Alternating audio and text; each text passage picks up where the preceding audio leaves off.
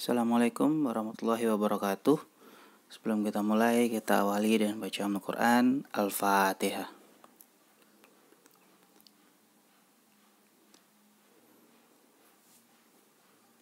Ya, materi hari ini kita akan coba lanjut tambah materi baru, yaitu tentang metode baru di dalam sistem pakar, yaitu certainty factor atau disebut juga dengan faktor kepastian.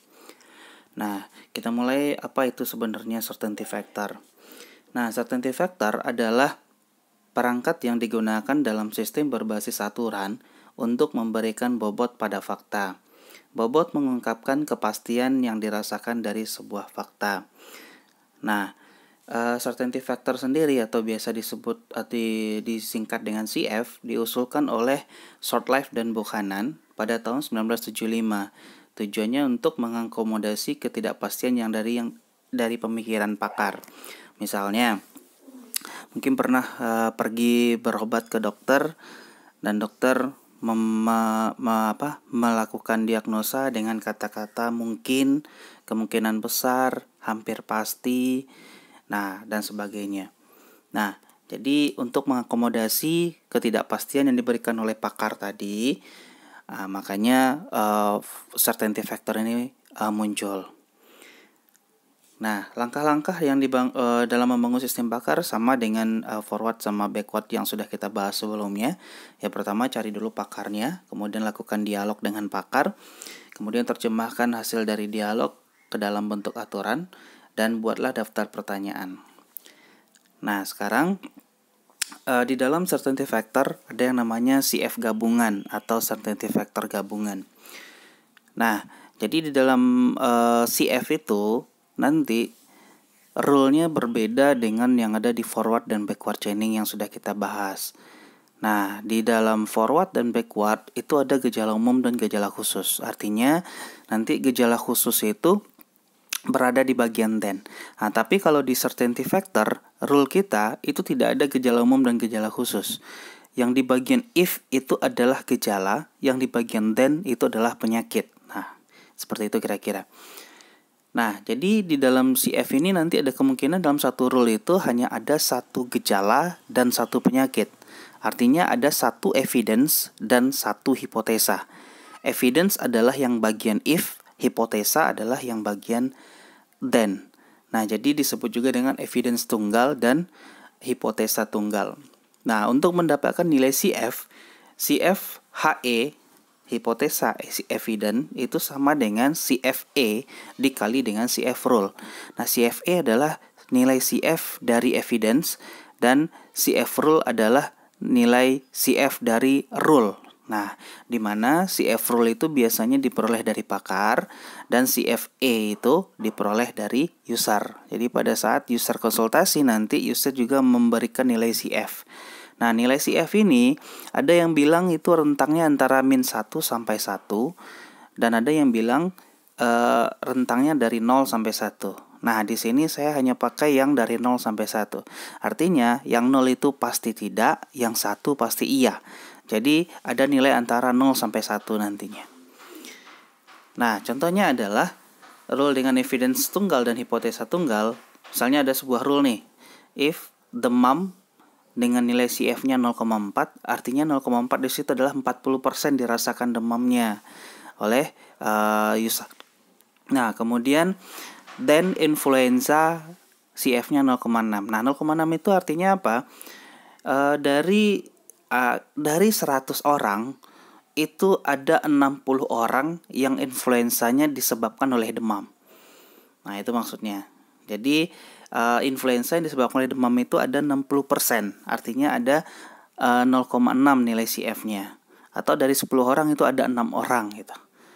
Nah, maka nilai CF influenza demam itu sama dengan CFE dikali CF rule. CFE tadi 0,4, CF rule adalah 0,6. Berarti sama dengan 0,24. Jadi demam artinya jika demam tingkat kepastian influenzanya adalah 0,24.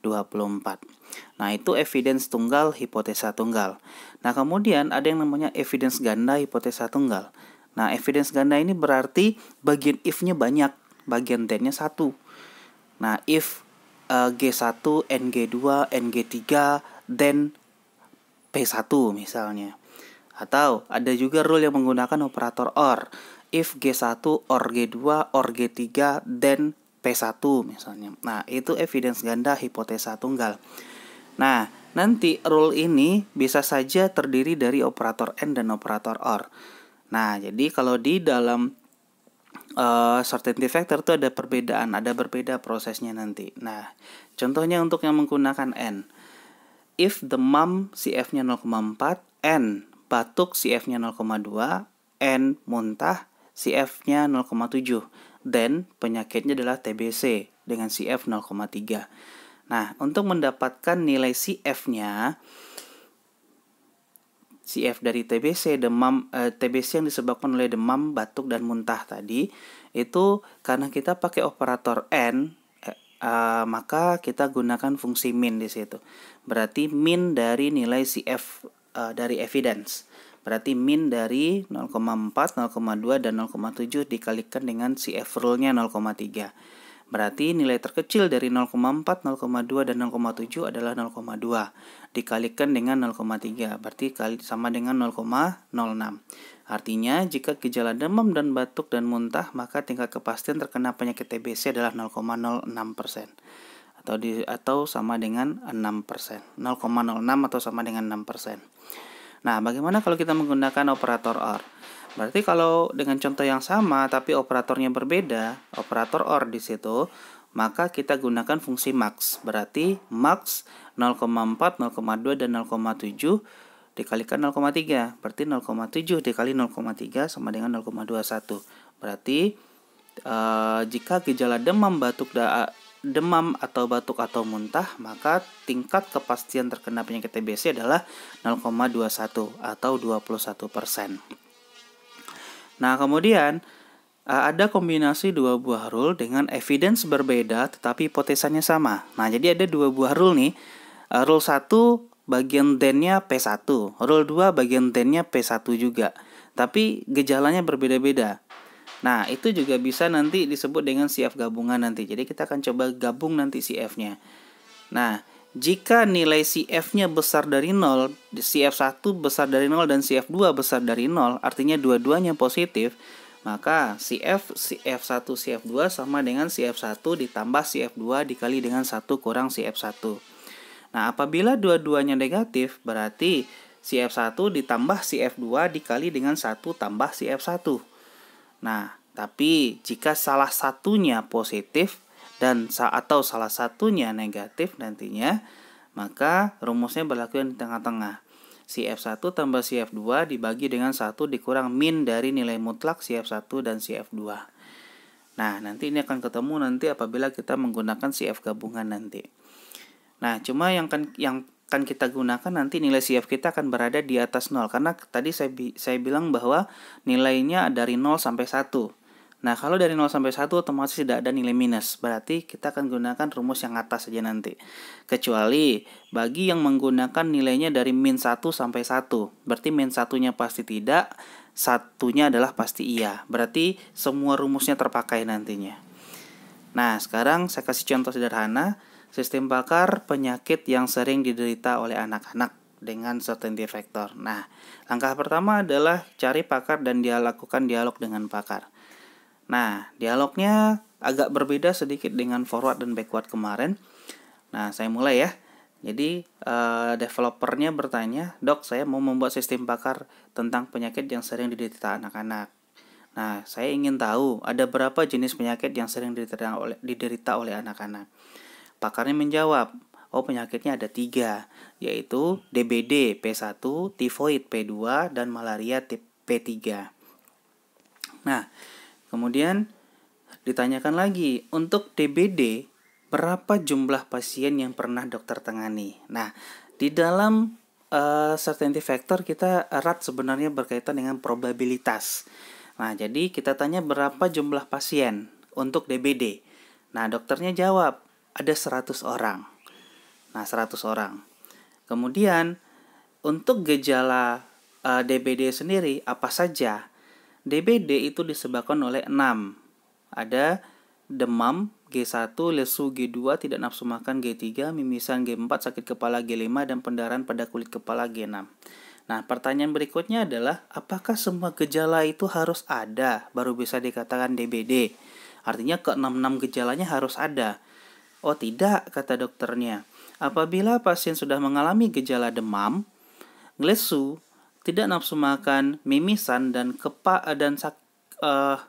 sakit kepala, artinya apa? Cuma 5 gejala, itu sudah bisa dikatakan DBD atau P1. Nah, jadi tidak 6 gejalanya, tapi cuma 5 gejala sudah bisa dikatakan. Nah, di situ udah kelihatan tuh bahwa ada sebuah rule di situ. Tuh rule 1 udah jadi di situ.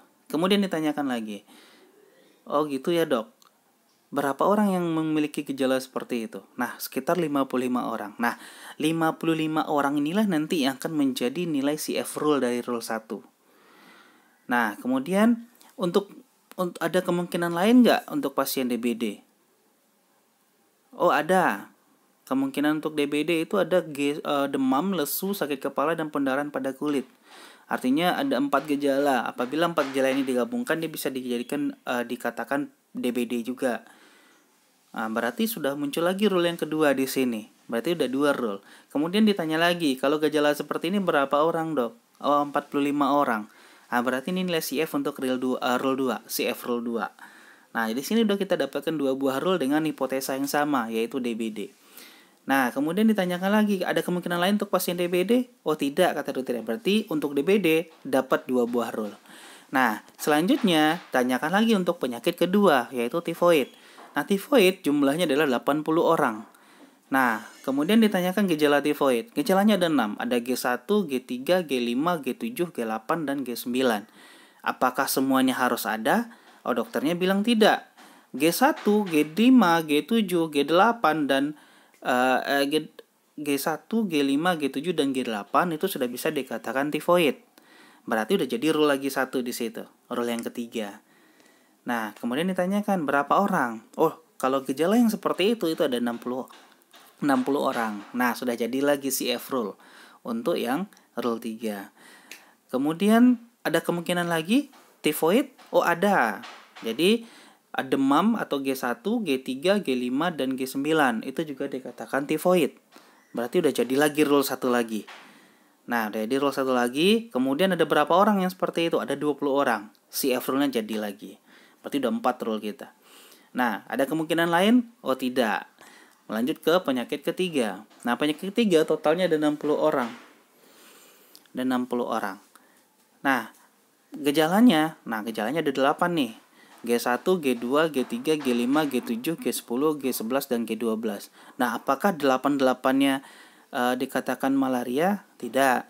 Apabila sudah ada G1, G2, G3, G5, G7, G10, maka sudah bisa dikatakan malaria. Berarti udah jadi lagi 1 rule di sini. Ditanyakan lagi berapa orang? Oh, 30 orang dari 60 orang tadi. Nah, jadi sudah jadi rule 1 lagi, yaitu rule yang kelima. Rule yang keenam itu G1, G2, G5, G11, dan G12. Itu udah bisa dikatakan P3 juga. Berarti jadi rule yang keenam. Itu berapa orang? 30 orang. Berarti ada 6 rule dengan masing-masing nilai CF rule-nya sudah kita dapatkan. Ada kemungkinan lagi untuk P3? Jawabannya tidak. Nah, kalau tidak ada lagi, maka kita bisa terjemahkan hasil wawancara tadi, hasil dialog tadi ke dalam bentuk rule. Nah, tadi kita udah dapatkan ada 6 buah rule. Ini dia. Rule kita sebanyak 6 buah. Oke.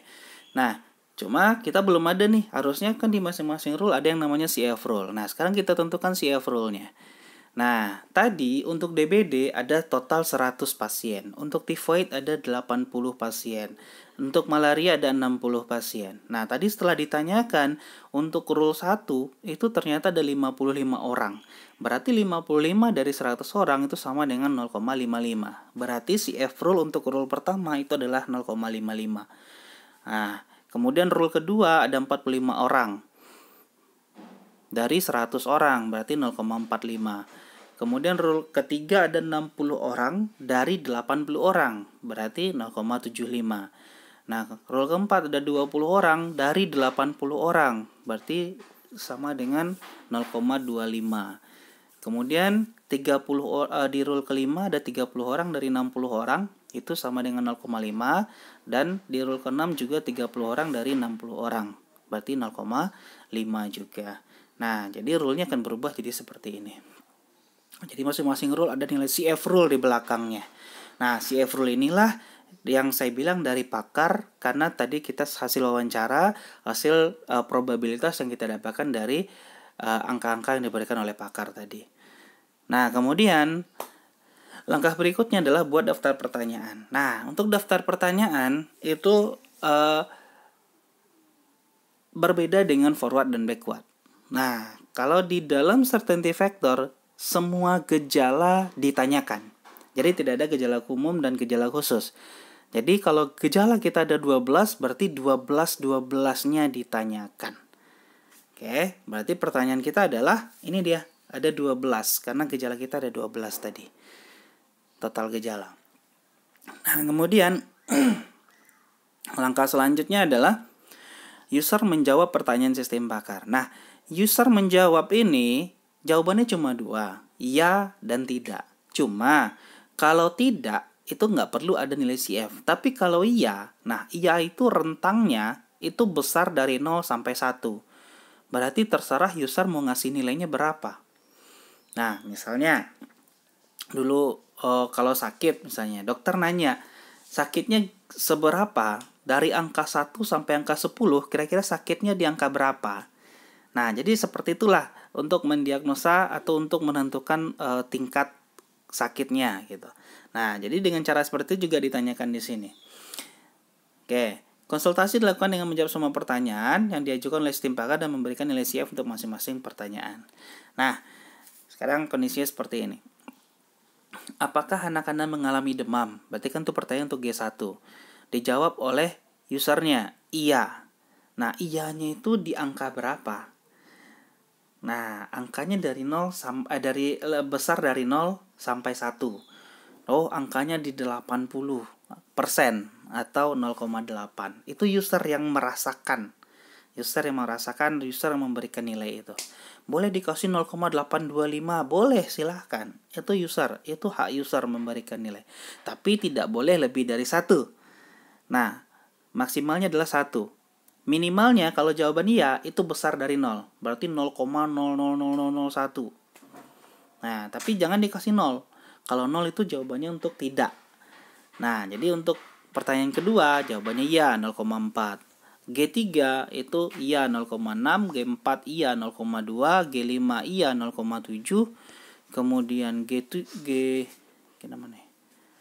Oh, ketinggalan saya G6 nih. Oke, G7 0,5, G8 0,6, G9 0,9, G10 0,3, G11 0,3, dan G12 ternyata jawabannya tidak. Nah, kalau jawabannya tidak udah pasti nilainya 0. Nah, oke, jadi dari 12 pertanyaan itu user menjawab 11 pertanyaan dengan jawaban ya dan masing-masing nilai CF-nya, satu pertanyaan jawabannya tidak. Maka rule-nya akan berubah menjadi seperti ini. Nah, tadi yang G12 ada di rule 6, itu CF-nya sama dengan 0. Nah, kalau rule-nya sudah dapat, nilai CF sudah dapat, CF rule-nya sudah dapat, maka langkah selanjutnya adalah baru kita lakukan proses certainty factor. Nah, proses certainty factor itu per rule. Jadi rule kita 6, jadi ada nanti masing-masing rule dicek satu persatu. Mulai dari rule 1 dulu. Nah, rule 1, if G1, G2, G3, G4, G5, then P1. Nah, masing-masing nilai CF-nya sudah ada, nilai CF rule-nya juga sudah ada. Nah, kita lihat operator yang kita gunakan apa. Operatornya adalah N. Berarti kalau operatornya N, maka fungsi yang kita gunakan adalah fungsi min. Berarti min dari 0,8, 0,4, 0,6, 0,2, dan 0,7. Dikali dengan CF rule-nya, yaitu 0,55. Berarti min dari itu adalah 0,2, paling kecil. Berarti 0,2 kali 0,55 sama dengan 0,11. Jadi DBD hipotesis CF satunya adalah 0,11. Simpan dulu. Rule 2 juga sama seperti itu. Karena operator kita masih N, maka cari min dari 0,8, 0,4, 0,7, dan 0,2. Berarti 0,2 dikali CF rule-nya 0,45. Berarti 0,09. Nah, hipotesis yang kedua 0,09. Masih DBD ya. Nah, rule 3 berarti min dari 0,8, 0,7, 0,6 dan 0,5 dan 0,6. Berarti yang paling kecil adalah 0,5. 0,5 dikali dengan 0,75 berarti 0,375. Nah, ini untuk tivoid. Karena rule 3 then-nya adalah tivoid tadi. Rule 4, min dari 0,8, 0,6, 0,7 dan 0,9 kali 0,25 CF rule-nya. Berarti 0,6 dikali 0,25 sama dengan 0,15. Maka tivoid hipotesanya 0, CF4-nya 0,15. Rule 5, min dari 0,8, 0,4, 0,6, 0,7, 0,5 dan 0,3 kali CF rule-nya 0,5 sama dengan 0,15 juga. Karena 0,3 kali 0,5. Nah, sama malaria 0,15. Nah, kemudian rule 6 tadi G12 CF-nya 0. Berarti kalau dikalikan minimumnya adalah 0,0. 0 dikali 0,5 berarti kan tetap 0. Berarti rule 6 tidak dieksekusi karena ada evidence yang tidak fakta. Jadi boleh dicari, boleh tidak. Kalau mau cari hasilnya akan 0 juga. Nah, setelah kita dapatkan proses perhitungan, maka fakta baru yang kita peroleh ada DBD 0,11, DBD 0,09, tivoid 0,375, tivoid 0,15 dan malaria 0,15. Nah, sekarang dilihat ada di situ hipotesanya yang sama. Maka harus digabungkan. Berarti DBD ada 2 digabungkan jadi 1, tivoid ada 2 digabungkan juga jadi 1. Baru berlaku rumus CF gabungan tadi. Nah, rule 1 dan rule 2 sama-sama DBD, maka digabungkan CF1 ditambah dengan CF2 dikali 1 kurang CF1. Berarti 0,11 ditambah dengan 0,09 dikalikan dengan 1 dikurang dengan 0,11. Hasilnya adalah 0,1901. Nah, rule 3 dan rule 4 dengan hipotesa tivoid itu juga digabungkan. CF3 tambah CF4 dikali 1 kurang CF3. Nah, 0,375 ditambah 0,15 dikalikan dengan 1 kurang 0,375. Sama dengan 0,46875. Nah, kemudian misalnya ada kasus seperti ini. Rule 1, rule 2, rule 3 hipotesanya sama. Misalnya DBD 3-3-nya, misalnya. Nah, cara menggabungannya gimana? Gabungkan dulu rule 1 dan rule 2. Setelah dapat hasil gabungan rule 1 dan rule 2 tadi, maka hasil gabungan tadi digabung dengan rule 3. Nah, jadi caranya seperti itu ya. Rule 1, rule 2 digabung dulu. Setelah digabung, baru digabungkan lagi dengan rule 3. Nah, jadi kalau hipotesanya 4, 5, dan seterusnya, caranya seperti itu. Oke. Nah, kemudian dapatlah fakta baru DBD-nya 0,1901, tivoidnya 0,46875, dan malaria 0,15. Nah, berarti dari gejala-gejala yang dimasukkan user tadi, itu bisa mengarah ke 3 penyakit ini.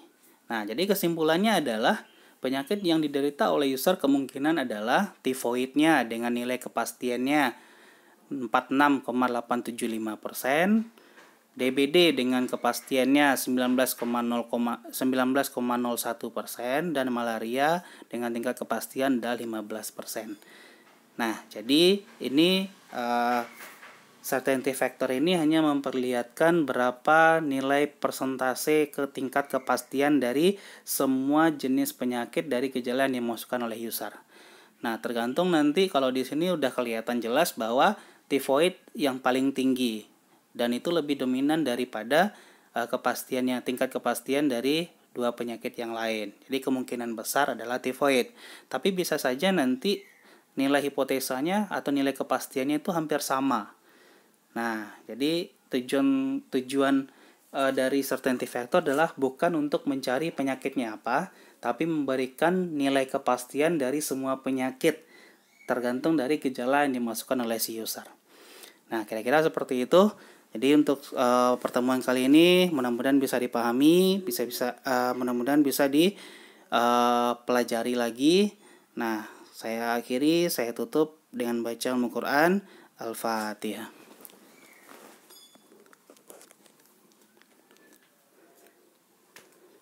Assalamualaikum warahmatullahi wabarakatuh.